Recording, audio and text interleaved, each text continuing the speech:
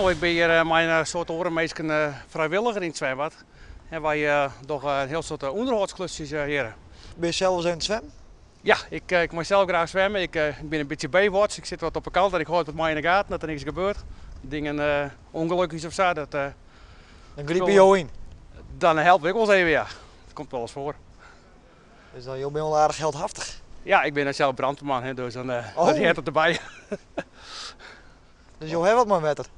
Ja, maar wetter en vrijwilligerswerk. Ja.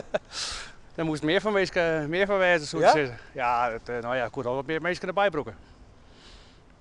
Maar je steekt maar zo'n 8 mannen in mijn zwembad.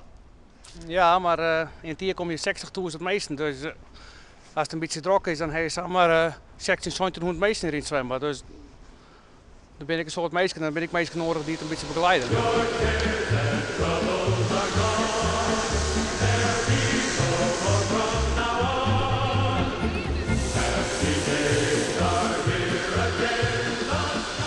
Dit is prachtig. Dit is 13 jaar.